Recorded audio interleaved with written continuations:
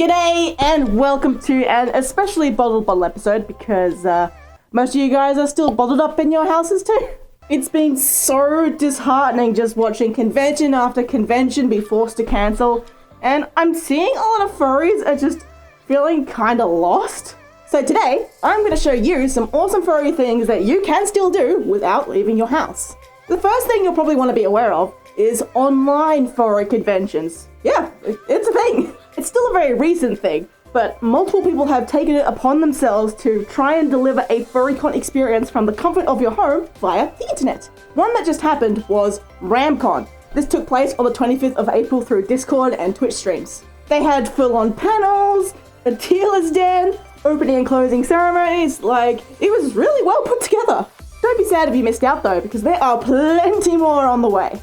The next one is Down Home FurCon, and that takes place on the 1st to the 3rd of May, which is right now if you're watching this video at the time of release. They're going to stream a whole range of panels through Pocari. They've got giveaways, they've got a dealer's stand and an artist alley, and it's all for free. You still have to register though, so make sure you go do that. But if you pick one of their paid registrations, you get some sweet art and some physical goodies mailed to you as well. So yeah, if you're not doing anything after watching this video, maybe go check it out. As always, links are in the description. A new one that just popped up is Pacific Northwest, and that one goes from the 3rd to the 9th of May. These guys are organising an actual physical charity auction with their vendors, so I'm really excited to see how this one goes. Furry Weekend Atlanta is one of the major furry conventions that unfortunately had to cancel, so instead, they've launched Furry Weekend at Home.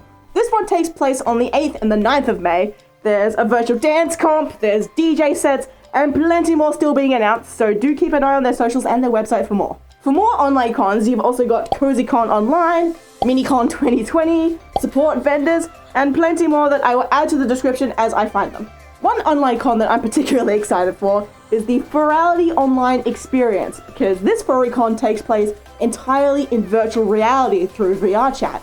If you've never heard of VRChat, it's basically an online world where you can sort of hang out with people and voice chat with them, but all the avatars and worlds are made by the community. And if you're playing with a VR headset, your movement is actually tracked in real time and seen on your avatar. You can even have full body tracking if you have all the appropriate accessories. It's really cool. So conventions like the Furality Online experience is pretty much as close as we're gonna get to actually physically going to a furrycon right now. They've got DJ sets, meetups, events, and all of it is coming together right now on their Discord as we speak. There's even channels where people share furry avatars, so you can get yourself all sorted and looking all fluffy before the convention. I'm definitely gonna try and make it there, and I think I might see how we go about hosting my own meet or something as well. Let me know in the comments if you want that. Another VR con just popped up a few days ago as well. Virtual Furrence. This con is basically trying to take Eurofurrence into a virtual space. There isn't a whole lot of information out there just yet because it's still in the very early stages, but they've been modeling a hotel lobby and everything. It's so cool. The actual hotel saw their post about it and commended it. That's so cool. There is a very strong team behind this one, so you will definitely want to keep an eye on it. In fact, VRChat in general is a really good way to get your furry fix while in lockdown. Despite the name, you don't actually need a VR headset to play VRChat. There is a desktop mode, so you can just play it like any other computer game. So yeah, don't feel like you have to miss out because you don't have a VR headset. You can play on your computer. Now, I don't have a whole lot of VRChat experience just yet, but I found that the Fur Hub was an alright place to start. Lots of different people coming in and out, and the majority of furries, and the minority of trolls, you have been warned. I was only there for a couple of hours, and it was one of the most entertainingly chaotic experiences I have ever had. I love him. Ah! Oh, I see. Get everyone close and then become a spider. Oh my god, I'm sitting next to Lugosi. I'm streaming some of my VRChat plays to my Patreon if you want to go check that out. I would do them publicly, but it is very difficult to keep VRChat content in a family-friendly setting. You really can't control what strangers do on the internet, so keep that in mind if you decide to jump in as well. Speaking of random people on the internet, another way that you can socialize with furries is by participating in Furry Omegle Night, or Furry Omegle Morning as I like to call it. Thank you, Australian time zones. Omegle is a chat website that you don't even need an account to sign up to. You just press go, and suddenly you're chatting with a random stranger somewhere in the world. Omegle gets a bad rap because, like I said before, You cannot control random strangers on the internet. Very demonetizable things happen. But that's where Furry Omegle Night is different. Every week, their official Twitter will tweet out some unique tags for you to input into Omegle before you jump on. And that ensures that you're only connecting with other people who are participating in Furry Omegle Night. Now, it's not foolproof, but I jumped on for about an hour or so on the last one, and I had a great experience. I didn't encounter any trolls at all. To further ensure that it's only furries participating, their Twitter page is now private. But if you have like an obviously furry Twitter page and your account wasn't made like a week ago, they should accept your follow. They've also recently added Telegram chat and Discord servers that have even more secret tags in them, so you can use those to be like super duper safe.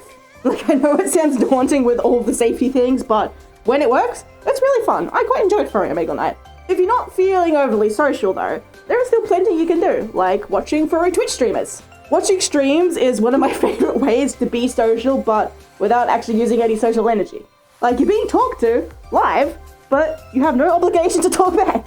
I mean, it's still good to engage in the chat and like get hype and stuff, but it is entirely optional.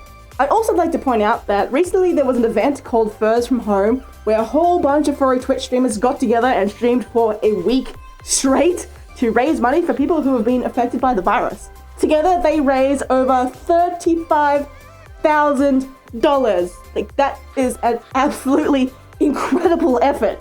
Very, very, very well done to all those involved. You guys are heckin' amazing. So yeah, streamers are doing a lot of good for a lot of people who are stuck at home right now. So let me share some of my favorite streamers with you. Oh God.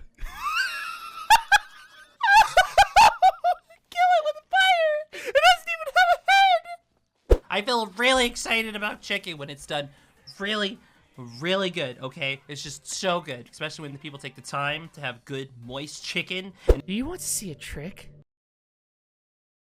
Eat rice, it's very healthy for you.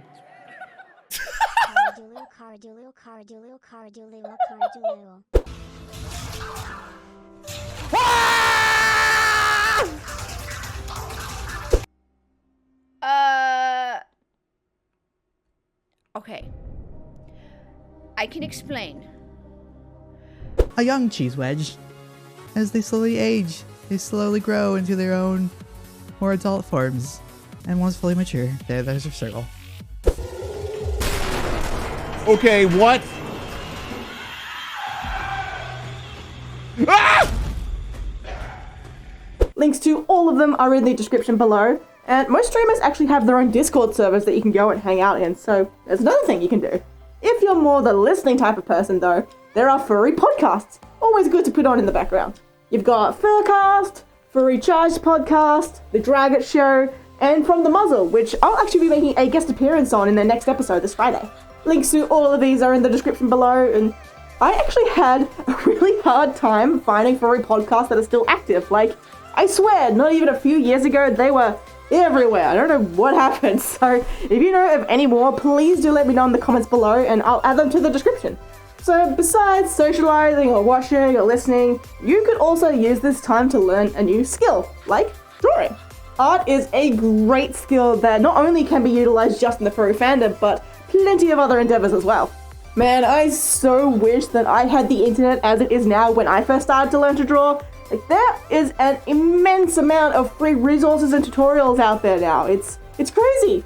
I have a video here on like where to sort of get started in learning to draw, but I'd also highly recommend Zillia's channel for some amazing digital art tutorials and some really fun streams where you can see his art process. But if the thought of drawing isn't really resonating with you, how about sewing? Even just some basic stitches is a really useful skill to have.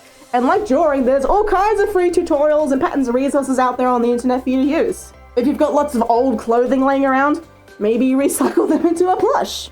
I actually find it really cathartic to just sort of slowly hand sew stuff. Like when I was sewing all of Lumpy's headpieces together, like sure it took ages and I just wanted it to be over, but honestly, time just flew by. And maybe once you've sewn a few things and had some practice, you could give Steinger's Quarantine Crafting Challenge a go. Inspired by my video of making Lumpy, they are challenging all of us to try and make a fursuit head only with stuff that we found lying around the house. Even if you have absolutely nothing remotely like actual fursuit making materials lying around the house, just think outside the box and get creative. And then tag me in it on Twitter because I absolutely want to see what you come up with. But if you're a fursuit maker already, you could self-impose some limits to make it interesting. Here's some ideas. Only use supplies that are found in one particular room, such as your garage, or your bedroom, or even your kitchen. No fur allowed, old clothing only.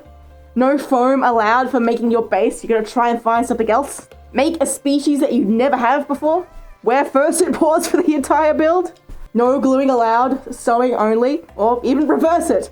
No sewing allowed, gluing only. Whether you implement some of them, one of them, all of them, your own ones, I would absolutely love to see the result if you take up this challenge. Tag me on Twitter. And that's about all the suggestions that I have for now. Well, other than watching Furry YouTube, but you know, you're literally doing that right now. So I think you got that one figured out. You can also binge Furry movies, smash out some Furry video games, but please do let me know in the comments below if there's anything that I haven't mentioned that you've been doing to keep up your furriness while in lockdown. Thank you so much for watching this video. I would not be here without that, so please stay safe and stay awesome, and I will see you in the next video. Bye! Our anniversary patrons this month are Graphics, Koinu Kisuga, Trail White, and Ember Vixer, who have been here for 2 years now, and Volt Ashcore, Sean Keita, and Gilly Savard, who have been here for 1 year. Thank you guys so much.